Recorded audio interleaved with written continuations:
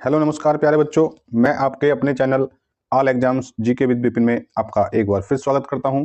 दोस्तों, मैं उम्मीद करता हूं कि आपकी पढ़ाई लिखाई बहुत अच्छे से चल रही होगी।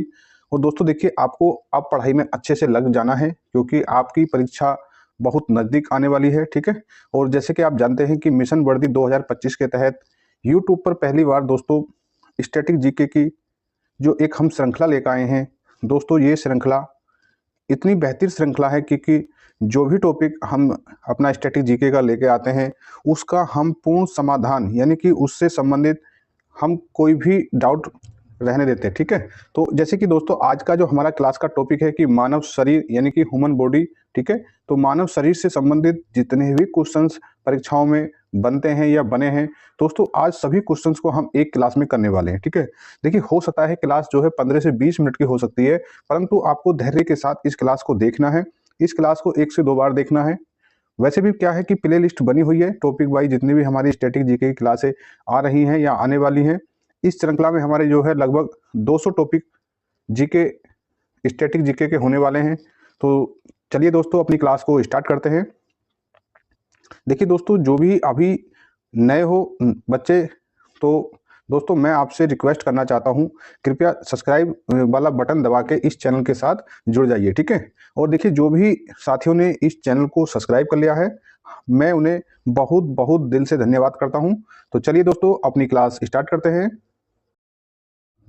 तो देखिए दोस्तों, आज का जो हमारा पहला क्वेश्चन होने वाला है, जैसे कि आप जानते हैं हमारा टॉपिक है कि मानव शरीर। ठीक है। तो मानव शरीर से संबंधित जितने भी फैक्ट होने वाले हैं, फैक्चुअल क्लास है ये सब। ठीक है। और जितने भी पॉइंट यानी जितने भी क्वेश्चंस बन सकते हैं मानव शरीर से, वो सभी क्वेश्चंस आज इस क्लास में आपको देखने को मिलने वाले हैं। ठीक है। थोड़ा सा क्लास को धैर्य के साथ देखें दोस्तों और क्लास में अंत तक बने रहे। हो सकता है कि आपकी परीक्षा में आने वाला जो प्रश्न हो जो क्लास के एंड में भी हो सकता है। ठीक है। चलिए, तो देखिए आज का जो हमारा पहला क्वेश्चन है, वो पहला क्वेश्चन क्या है। ठीक है। तो देखिए, जो पहला क्वेश्चन है दोस्तों, पहला क्वेश्चन क्या है कि पहला क्वेश्चन है कि मानव, देखिए यहां देखिए कि मानव जो खोपड़ी है, कि मानव खोपड़ी में हड्डी कितनी होती हैं। तो देखिए, मानव खोपड़ी में जो हड्डियों की संख्या कितनी होती है, 8 होती है। परंतु मैं आपको बताना चाहूंगा कि मानव की जो खोपड़ी में कुल हड्डियों की संख्या दोस्तों 29 होती है। कितनी होती है? 29 होती है। इसे आपको ध्यान रखना। अब ये जो कुल हड्डियों की संख्या 29 है, परंतु ये हड्डियां कैसे कैसे डिवाइड होती हैं, तो देखिए मैं आपको बताना चाहूंगा। 14 जो हड्डी होती है वो चेहरे पर होती है। ठीक है। 14 हड्डी जो हड्डी है चेहरे पर होती है। ठीक है। देखिए 14 होगी चेहरे पर। ठीक है। और 6 होगी कान में, 3 इस कान में और 3 इस कान में, और 8 होगी खोपड़ी में, और 1 है वो भी खोपड़ी में होती है। ठीक है। तो देखिए कितनी हो गई, 14 और 6 कितनी होगी, 20, 8 और 1 9, यानी 20 और 9 29। तो इस तरीके से मानव की जो खोपड़ी में कुल हड्डियों की संख्या 29 होती है। ठीक है। ये देखिए सभी क्वेश्चंस दोस्तों एनसीईआरटी वेस्ट क्वेश्चन है। सभी क्वेश्चंस एनसीईआरटी वेस्ट क्वेश्चन है। ठीक है। चलिए देखिए अगला जो क्वेश्चन है कि मनुष्य का जो हृदय है, ठीक है, मनुष्य का जो हृदय धड़कता है। ध्यान देना, सभी क्वेश्चंस आपकी परीक्षा के साथ साथ आपकी जनरल नॉलेज को भी मजबूत करते हैं। ठीक है। तो जो मनुष्य का जो हृदय है वो धड़कता है कितनी बार, 72 बार। ध्यान देना, 72 बार प्रति मिनट, यानी कि 1 मिनट में 72 बार मनुष्य का हृदय धड़कता है। ठीक है। चलिए अगला जो क्वेश्चन है कि स्वस्थ मनुष्य की जो श्वसन की दर है वो कितनी है। तो देखिए आपको पता होना चाहिए कि जो स्वस्थ मनुष्य होता है वो 1 मिनट में, ठीक है, 1 मिनट में सांस 1 मिनट में 16 से 18 बार, कितना बार, 16 से 18 बार सांस लेता है और सांस छोड़ता है। ठीक है। चलिए देखिए अगला जो क्वेश्चन है दोस्तों, वो क्वेश्चन है कि जो मनुष्य का जो मस्तिष्क होता है, मस्तिष्क का जो वजन कितना होता है। तो देखिए इसमें मस्तिष्क का जो वजन है वो वेरी करता है कि 1350 से 1400 ग्राम तक। कितना, 1350 ग्राम से 1400 ग्राम तक होता है। ठीक है। चलिए अगला जो क्वेश्चन है वो क्या है कि सबसे बड़ी हड्डी, आपको ध्यान देना, देखिए सबसे बड़ी हड्डी कौन सी है मनुष्य के शरीर में, तो उस हड्डी का नाम है फीमर। तो जो फीमर हड्डी है वो कहाँ पाई जाती है मनुष्य के शरीर में, वो जांघ में पाई जाती है। ठीक है। कहाँ पाई जाती है, जांघ में। ठीक है। अब जब सबसे बड़ी हड्डी की बात हो गई तो लगते लगाओ अब उससे सबसे छोटी हड्डी की भी बात कर ली जाए। तो देखिए सबसे छोटी जो हड्डी होती है उसका क्या नाम है, तो उसका नाम है तो उस हड्डी का नाम है स्टेपीज। स्टेपीज हड्डी कहाँ पाई जाती है? तो ये जो है मध्य कर्ण में पाई जाती है। ठीक है, आपने ध्यान देखा, आपने देखा कि सबसे बड़ी हड्डी और सबसे छोटी हड्डी दोनों ही क्वेश्चन हमने तलब पर रखे हुए हैं। ठीक है, और देखिए उसके साथ साथ छोटी बड़ी के साथ साथ सबसे मजबूत हड्डी के क्वेश्चंस को भी हमने इसके साथ ही रख दिया, ताकि बच्चे कंपेयर कर सके और यहाँ एक कंटिन्यू तरीके से इन्हें याद रख सकें। ठीक है, तो आपने देखा सबसे बड़ी हड्डी फीमर जांग में पाई जाती है, सबसे छोटी हड्डी स्टेपीज जो मध्य कर्ण में पाई जाती है, और सबसे मजबूत हड्डी, ये क्वेश्चन भी कई बार पूछा गया है कि सबसे मजबूत हड्डी कौन सी है? तो ध्यान रखना, जबड़े की हड्डी। कौन सी हड्डी? जबड़े की हड्डी सबसे मजबूत हड्डी होती है। चलिए अगला क्वेश्चन देखिए कि शरीर का, ध्यान देना है कि शरीर का सबसे कठोर तत्व कौन सा है। ठीक है, शरीर का जो सबसे कठोर तत्व है उसका नाम है एनामिल। अच्छा, ये एनामिल कहां पर होता है? तो देखिए दोस्तों, जो एनामिल है, ठीक है, जो एनामिल होता है वो दांतों के ऊपर होता है। ठीक है, एनामिल कहां पाया जाता है? तो एनामिल जो है दांतों के ऊपर पाया जाता है। ठीक है, चलिए अगला क्वेश्चन देखिए। अगला क्वेश्चन है कि मनुष्य की जो सौंदर्य होता है, जो सुंदरता होती है, उसका जो अध्ययन क्या कहलाता है? तो आपने ध्यान देना है कि उसका जो अध्ययन है उसे कैलोलॉजी कहते हैं। ठीक है, क्या कहते हैं? कैलोलॉजी कहते हैं। ठीक है, चलिए अगला क्वेश्चन देखिए, वेरी वेरी इंपॉर्टेंट और सदाबहार क्वेश्चंस, जीके जीएस का काफी इंपॉर्टेंट क्वेश्चन और लगभग मनुष्य की दिनचर्या में आने वाला क्वेश्चन है कि मनुष्य का सामान्यतः, सामान्य मनुष्य मतलब स्वस्थ मतलब नॉर्मल मनुष्य का जो रक्तचाप होता है, इसे हम बीपी बोलते हैं यानी ब्लड प्रेशर बोलते हैं, वो कितना होता है? ठीक है, तो देखिए जो मनुष्य का जो बीपी होता है, जो रक्तचाप होता है, वो 120/80 मिमी होता है। ठीक है, इसे ध्यान देना है आपको, ये बिल्कुल विकल्प में इस तरीके से ही मिल जाएगा। ठीक है, 120/80। ठीक है, क्योंकि 120 से अगर बीपी ज्यादा है तो भी खतरे की बात है, और 180 से नीचे है बीपी तो भी खतरे की बात है। ठीक है, वैसे तो एक जो स्वस्थ मनुष्य होता है उसका जो बीपी होता है वो 110 के लगभग होता है। ठीक है, चलिए देखिए अगला जो क्वेश्चन है दोस्तों, अगला क्वेश्चन है कि शरीर में जो रक्त होता है ना, रक्त, उस रक्त के परिभ्रमण में लगने वाला समय कितना होता है? तो जो हमारे शरीर में जो रक्त होता है उसकी सर्कुलेटिंग होने में लगने वाला जो समय होता है वो होता है 23 सेकंड। आपको इन छोटे छोटे क्वेश्चंस को याद रखना है क्योंकि ये परीक्षा के लिए बहुत महत्वपूर्ण है। ठीक है, चलिए देखिए अगला जो क्वेश्चन है कि मानव शरीर में जल की मात्रा कितनी है? तो देखिए हमारा जो शरीर होता है उसमें जो पूरे वजन का आप देखना है कि 65 से 80%, ठीक है, 65 से 80% जल की मात्रा होती है। यानी कि आप लगा लीजिएगा अगर हमारे शरीर में जल की मात्रा 65 से 80% है तो जो ओरिजिनल जो वेट है वो कितना बचा? ठीक है, यानी कि देखिए कि जल की मात्रा 65 से 80%, जब 65 से 80% जल हमारे शरीर से पूर्णतः समाप्त हो जाएगा तो तब देखिए ह्यूमन यानी मानव की बॉडी का वजन कितना बचता है। ठीक है, इसीलिए पानी ज्यादा से ज्यादा पीना चाहिए स्वस्थ रहने के लिए। ठीक है, चलिए अगला जो क्वेश्चन से देखिए क्या कहता है। अगला क्वेश्चन कह रहा है कि रक्त की मात्रा, ध्यान देना, रक्त की मात्रा शरीर के भार का कितना प्रतिशत होती है? तो देखिए ये क्वेश्चंस आपको एक प्रतियोगी परीक्षा की तैयारी के साथ साथ आपको नॉर्मली आपको पता होना चाहिए। ठीक है, तो देखिए जो मनुष्य का जो शरीर होता है उसका जो भार है तो उसके भार का 7%, उसके भार का 7% मनुष्य के अंदर रक्त यानी कि ब्लड होना चाहिए। ठीक है, चलिए अगला क्वेश्चन देखिए। अगला क्वेश्चन है दोस्तों कि जो मनुष्य में रक्त की मात्रा कितनी होती है? ठीक है, औसतन मनुष्य में जो रक्त की मात्रा है वो 5 से 6 लीटर होती है। ठीक है, चलिए अभी हम एक एग्जांपल लेते हैं। अगर मानते हैं किसी व्यक्ति का औसत वजन 70 केजी है, कितना है? 70 केजी। अगर हम 70 का, ठीक है, अगर दोस्तों हम 70 का क्या निकालें, 70 केजी का व्यक्ति है और उसका हम 7% निकालते हैं तो देखिए क्या हुआ। चलिए देखिए, तो देखिए जैसे कि अगर व्यक्ति का जो वजन है वो 70 केजी है, 70 का हमने 7% निकाला तो दोस्तों आपने ध्यान देना है कि वो जो वजन ब्लड जो निकल के आया इस तरीके से मात्रा में तो 4.9, ठीक है, यानी कि 70 किलो के जो वजन का जो व्यक्ति है उसके अंदर जो ब्लड होना चाहिए वो 4.9 होना चाहिए केजी में। ठीक है, केजी नहीं लीटर में होना चाहिए। ठीक है, सॉरी मैं थोड़ा सा यहाँ गलत बोल गया कि जो ब्लड है वो कितना लीटर होना चाहिए, तो 4.9 लीटर होना चाहिए। ठीक है, चलिए इस तरीके से ही ये निकाला जाता है। ठीक है, और आपको अपने वेट के हिसाब से आपके अंदर पता चल जाएगा कि हमारे अंदर इतना ब्लड होना चाहिए। ठीक है, तो चलिए अगला जो क्वेश्चन है, अगला क्वेश्चन क्या है कि जो मानव का जो शरीर है, मानव शरीर में जो रक्त होता है उसका पीएच मान कितना होता है? तो आपने ध्यान देना है कि उसका जो पीएच मान है वो 7.4 होता है, और जब 7.4 पीएच मान होगा तो फिर तो रक्त जो है क्षारीय होना चाहिए। ठीक है, और देखिए क्षारीय है भी। ठीक है, क्योंकि जो पीएच की जो वैल्यू है दोस्तों, जब 7 होती है तो न वो अम्लीय होता है न क्षारीय होता है। जैसे ही पीएच मान 7 से ऊपर हो जाता है तो वो क्षारीय हो जाता है, अगर पीएच का मान 7 से कम है तो अम्लीय है। ठीक है, चलिए अगला क्वेश्चन देखिए। अगला क्वेश्चन क्या है कि जो रक्त होता है, रक्त को शुद्ध कौन करता है? तो देखिए रक्त को जो शुद्ध है वो किडनी करती है। ठीक है, चलिए देखिए अगला क्वेश्चन क्या है कि जो रक्त है, लाल रक्त कणिकाओं का निर्माण कहाँ होता है? यानी कि आरबीसी जो है उनका निर्माण कहाँ होता है? तो उनका निर्माण अस्थि मज्जा में होता है। ठीक है, तो देखिए जो लाल रक्त कणिकाएं होती हैं इनका जीवन काल कितना होता है? तो इनका जीवन काल 20 से 120 दिन होता है। ठीक है, चलिए अब देखते हैं हम जो श्वेत रक्त कणिकाओं का जीवन काल कितना होता है। श्वेत रक्त कणिकाओं को WBC बोलते हैं। तो इनका जो जीवन काल है दोस्तों ये 2 से 4 दिन का होता है। ठीक है, आगे देखिए कि जो श्वेत रक्त कणिकाओं को क्या कहा जाता है? तो जो WBC हैं तो इन्हें जो है ल्यूकोसाइट कहा जाता है। ठीक है, ल्यूकोसाइट, ये कई बार परीक्षा में प्रश्न पूछा गया है कि WBC को क्या कहा जाता है। ठीक है, चलिए अगला क्वेश्चन देखिए कि जो लाल रक्त कणिकाओं को क्या कहा जाता है? तो इरिथ्रोसाइट कहा जाता है। क्या कहा जाता है? इरिथ्रोसाइट कहा जाता है। ठीक है, चलिए अगला क्वेश्चन देखिए। अगला क्वेश्चन क्या है कि जो शरीर है, शरीर का ताप नियंत्रित कौन करता है? ठीक है, तो शरीर का जो ताप नियंत्रित करता है तो वो ग्रंथि है हाइपोथैलेसम। ठीक है, हाइपोथैलेमस जो ग्रंथि है वो शरीर के ताप को नियंत्रित करती है। ठीक है, चलिए अगला जो क्वेश्चन है वेरी वेरी इंपॉर्टेंट है। देखिए इंपॉर्टेंट तो दोस्तों सभी क्वेश्चंस अपने आप में बहुत बहुत इंपॉर्टेंट है।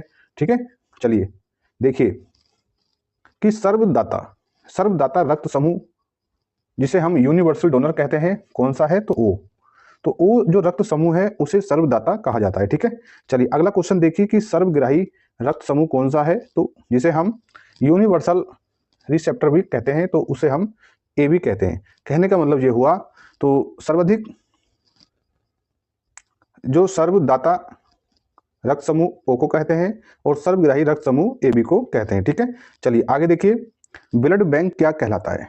तो आपने ध्यान देना है कि ब्लड बैंक जो है पिलिया कहलाता है। ठीक है, पिलिया कहलाया जाता है। ठीक है, चलिए अगला क्वेश्चन देखिए कि भोजन का पाचन प्रारंभ होता है। जब हम भोजन करते हैं तो आपको लगता होगा कि हमारा भोजन हमने करा और भोजन का पाचन कहाँ से शुरू हुआ? पेट में जाके अंदर से नहीं। देखिए जैसे हम भोजन को चबा के खाते हैं तो दोस्तों, ठीक है, हमारी जो लार होती है और लार में एक एंजाइम पाया जाता है जिसे, ठीक है, तो उस एंजाइम्स के द्वारा हमारे भोजन के पाचन की क्रिया शुरू हो जाती है। ठीक है, एंजाइम्स क्या होते हैं? तो एंजाइम्स जो होते हैं वो जो भोजन है, भोजन की जो पाचन की क्रिया होती है उसमें उत्प्रेरक का कार्य करते हैं। ठीक है, चलिए आगे देखिए कौन सा एंजाइम पाया जाता है कहाँ पर, उस सब अभी क्लास में आपको देखने को मिलने वाला है। ठीक है, क्लास में शुरू से एंड तक जब बनोगे तभी आपको एक जो टॉपिक पढ़ाया जा रहा है उस टॉपिक का पूर्ण निचोड़ मिलने वाला है। ठीक है, तो चलिए देखिए आगे क्या लिखा है कि पचे हुए जो भोजन का अवशोषण कहाँ होता है? ठीक है, देखिए भोजन का पाचन तो आपने देखा कि मुंह से शुरू हो गया। ठीक है, मुख से ही शुरू हो जाता है और जो भोजन पचा हुआ जो भोजन है उसका जो अवशोषण है वो कार्य रह गया छोटी आंत का। ठीक है, जब भोजन पचे हुए भोजन का जो अवशोषण करना है वो काम किसका है? छोटी आंत का। ठीक है, देखिए बड़ी आंत के बाद छोटी आंत पर ही सारा काम रह जाता है कि अब आप जो पचे हुए भोजन से सब कुछ जूस निकालिए। ठीक है, चलिए आगे देखिए। आगे क्या है कि जो पित्त रस होता है जिसे हम बाइल कहते हैं उसका श्रावण या श्रावित कहाँ से होता है? ठीक है, जो पित्त रस होता है उसका श्रावण कहाँ से होता है दोस्तों? तो देखिए मैं आपको बताना चाहूंगा कि मानव शरीर की सबसे बड़ी ग्रंथि जिसे आप जानते होंगे लीवर को। ठीक है, लीवर को हम यकृत कहते हैं तो उसके द्वारा ही पित्त रस का श्रावण होता है। अब जब पित्त रस का श्रावण वहां से होता है तो ये पित्त रस जमा कहाँ होता है? तो पित्त रस यकृत यानी लीवर से निकलता है और पित्ताशय में जमा होता है। ठीक है, चलिए अगली जो क्वेश्चन है, अगला क्वेश्चन क्या है? तो देखिए अगला जो क्वेश्चन है कि जो शरीर की सबसे बड़ी ग्रंथि कौन सी है? तो देखिए जो यकृत है, लीवर है, वो मानव शरीर के सबसे बड़ी ग्रंथि है। ठीक है, अच्छा ये ग्रंथि कौन सी है? अंतःस्रावित ग्रंथि है या बाह्य स्रावित ग्रंथि है? ठीक है, तो देखिए ये अंतःस्रावित ग्रंथि है। मानव शरीर की दूसरी सबसे बड़ी ग्रंथि जिसे हम अग्नाशय बोलते हैं, तो अग्नाशय जो है अंतःस्रावित और बाह्य स्रावित दोनों तरह की ग्रंथि है। ठीक है, दोनों तरह की ग्रंथि है या ग्लैंड है। ठीक है, चलिए अगला जो क्वेश्चन है वो क्वेश्चन है दोस्तों कि शरीर का सबसे बड़ा अंग। आपने ध्यान रखना है कि शरीर का सबसे बड़ा जो अंग है वो मनुष्य के शरीर की त्वचा है। ठीक है, जो त्वचा होती है, जो स्किन होती है, वो सबसे बड़ा अंग होता है। ठीक है, चलिए आगे देखिए। अगला क्वेश्चन से कि सबसे छोटी ग्रंथि जिसे हम मास्टर ग्रंथि भी कहते हैं, उसका क्या नाम है? तो दोस्तों आपको ध्यान रखना है, उसे जो है पिट्यूटरी ग्रंथि भी कहा जाता है। ठीक है, तो मास्टर ग्रंथि जिसे हम पिट्यूटरी ग्रंथि कहते हैं। अच्छा, ये कहाँ पाई जाती है? तो देखिए, जो मनुष्य की जो खोपड़ी होती है, खोपड़ी का जो अग्रभाग होता है, जो माथे से ऊपर होता है, उसके ऊपर बिल्कुल एक गड्ढा सा होता है, वहां पर मास्टर ग्रंथि पाई जाती है। ठीक है, जिसे पिट्यूटरी ग्रंथि कहते हैं। ठीक है, चलिए अगला क्वेश्चन देखिए। जो रक्तचाप मापने का जो यंत्र है, उसका क्या नाम है? तो उसका नाम है सिस मैनोमीटर। ठीक है, सिर्फ गैमेनोमीटर। ठीक है, चलिए आगे देखिए। मनुष्य के पसलियां पाई जाती हैं, जो मनुष्य का शरीर है उसमें कितनी पसलियां पाई जाती हैं? तो देखिए, पसलियां होती तो 24 हैं, परंतु 12 जोड़ी होती हैं। ठीक है, 12 जोड़ी पसलियां होती हैं, यानी 12 दूनी 24 पसलियां होती हैं और 12 जोड़ी हैं। ठीक है, चलिए आगे। सभी क्वेश्चंस इतने आसान और कॉमन क्वेश्चंस मिल रहे हैं, जो परीक्षा, सभी तरीके की परीक्षा में जहां पर जीके जीएस पूछा जाता है, तो वहां पर यहां से एक नए क्वेश्चन जरूर मिलने वाला है आपको। ठीक है, तो ये क्वेश्चन है कि शरीर में हड्डियों की कुल संख्या कितनी है? बहुत कॉमन क्वेश्चन है। तो मनुष्य के शरीर में कुल हड्डियों की संख्या कितनी है? 206। परंतु जब नवजात शिशु होता है, तो दोस्तों नवजात शिशु में 300 हड्डियां होती हैं। फिर क्या होता है कि बच्चे की हड्डियां और बढ़ जाती हैं। ठीक है, ये 300 से भी अधिक हो जाती हैं। ठीक है, और जब बच्चा बड़ा होता है, वैसे बनता है, जवान हो जाता है, तो उसमें कुल हड्डियों की संख्या 206 रह जाती है। ठीक है, चलिए आगे देखिए। अगला क्वेश्चन है कि मांसपेशियों की कुल संख्या कितनी है? तो देखिए, मांसपेशियों की कुल संख्या 639 है।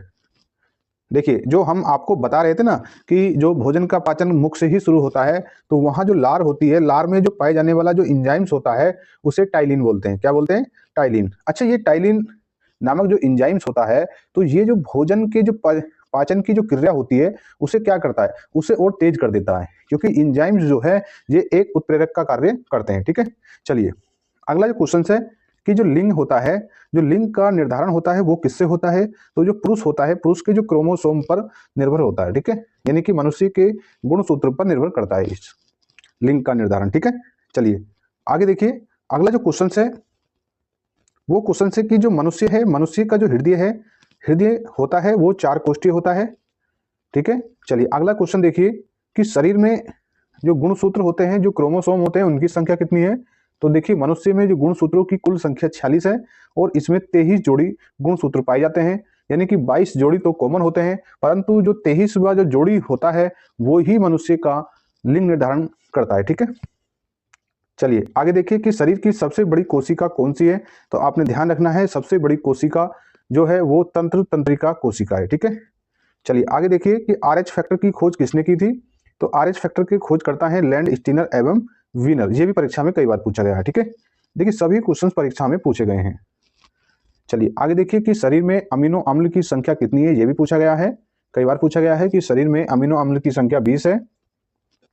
ठीक है, चलिए अगला क्वेश्चन देखिए।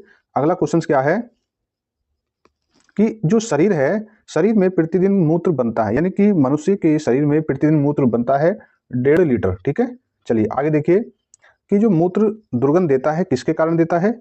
तो यूरिया के कारण देता है। ठीक है, चलिए आगे देखिए कि मानव जो मूत्र है उसका पीएच मान कितना है? 6। जब पीएच मान 6 है, तो मूत्र की जो प्रकृति है वो अम्लीय होगी। ठीक है, और देखिए अम्लीय यहाँ पर लिखा भी है। चलिए आगे देखिए कि विटामिन ए संचित होता है। विटामिन ए कहाँ पर स्टोरेज रहता है? तो लीवर में रहता है। ठीक, चलिए आगे देखिए। देखिए शरीर का सामान्यतः तापमान कितना होता है?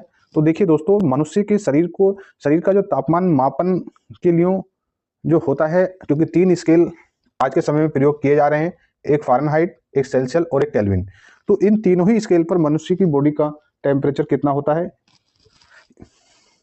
ये हमें देखना है। ठीक है, तो देखिए आज की तारीख में जो मेडिकल के क्षेत्र में जो टेम्परेचर मेजरमेंट के लिए जो स्केल प्रयोग होता है, वो कौन सा होता है? तो देखिए वो होता है फ़ारेनहाइट। ठीक है, फ़ारेनहाइट का मतलब आप समझना है कि जो जैसे कि देखिए यहाँ लिखा है कि फ़ारेनहाइट स्केल पर मनुष्य का सामान्य तापमान कितना होता है?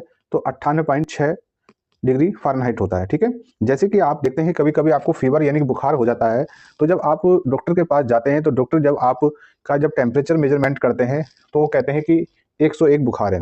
कहने का मतलब यही है कि 98.6 डिग्री फ़ारेनहाइट के बाद अब आप देख लीजिएगा, अगर 101 बुखार है तो 1.4 100 और 1 यानी कि आपको 2.4 टेम्परेचर एक्स्ट्रा है। ठीक है, जो आपकी बॉडी का नॉर्मल टेम्परेचर होना चाहिए उससे जो है 2.4 टेम्परेचर आपका अधिक है। ठीक है, इसी तरीके से अगर सेल्सियस पैमाने की बात करते हैं तो एक स्वस्थ मनुष्य की बॉडी का टेम्परेचर 37 डिग्री सेल्सियस होना चाहिए। अगर केल्विन की बात करते हैं तो 310। आपको तीनों ही स्केल ध्यान रखना है, किसी न किसी परीक्षा में पूछ लिया जाता है और पूछे भी गए हैं यहाँ से क्वेश्चन। ठीक है, चलिए आगे देखिए अगला क्वेश्चन क्या है। तो दोस्तों आपको ध्यान रखना है, अगला जो क्वेश्चन है कि जो टिबिया नामक हड्डी है ये कहाँ पाई जाती है। ये भी परीक्षा में पूछा गया था कि सभी प्रश्न परीक्षा में पूछे गए हैं। ठीक है, टिबिया नामक हड्डी पैर में पाई जाती है। चलिए अगला क्वेश्चन देखिए कि शरीर में जो ऊतक होते हैं, जो टिश्यू होते हैं, उनका जो निर्माण है वो किससे होता है। तो देखिए प्रोटीन से होता है। ठीक है, इसीलिए प्रोटीन युक्त भोजन लेना बहुत आवश्यक है। ठीक है, क्योंकि प्रोटीन हमारे शरीर को इतनी मजबूती प्रदान करता है, हमारी मांसपेशी, हमारे टिश्यू ऊतकों को बहुत ज्यादा है। इसीलिए कहा जाता है कि ज्यादा से ज्यादा प्रोटीन युक्त भोजन का प्रयोग करना चाहिए। ठीक, और देखिए दालों का सेवन करना चाहिए, दालों से हमें काफी प्रोटीन मिलती है। ठीक है, चलिए अगला देखिए, अगला क्वेश्चन है कि जो मस्तिष्क का जो बड़ा भाग है उसे हम प्रमस्तिष्क यानी कि सेरिब्रम बोलते हैं। ये कहाँ पाया जाता है। तो दोस्तों ये जो हमारी खोपड़ी है, खोपड़ी के जो अग्रभाग में ये पाया जाता है। ठीक है, और जो सेरिब्रम होता है, सेरिब्रम के द्वारा ही हम जितना भी चिंतन कार्य होता है, जितना भी हम सोच विचार करते हैं और सभी जो सूझबूझ करते हैं वो सेरिब्रम के कारण ही कर पाते हैं। ठीक है, इसे मस्तिष्क का सबसे बड़ा भाग यानी से प्रमस्तिष्क भी बोलते हैं। ठीक है, अच्छा इसका ही अपोजिट यानी कि हमारी जो गर्दन के ऊपर खोपड़ी में तो वहां एक अनुमस्तिष्क पाया जाता है। ठीक है, उसे हम क्या बोलते हैं, उसे हम सेरिबेलम बोलते हैं। उससे क्या होता है कि जितना भी हमारी बॉडी का मूवमेंट होता है, चलना फिरना, उठना, खड़ा होना, बैठना, तो सभी उसी के द्वारा ही नियंत्रित होता है। ठीक है, चलिए आज की जो क्लास है दोस्तों उसका लास्ट क्वेश्चन और काफी बार पूछा गया है परीक्षा में कि दांतों और हड्डियों की जो संरचना है, ध्यान देना, दांतों और हड्डियों की संरचना के लिए आवश्यक तत्व कौन सा है।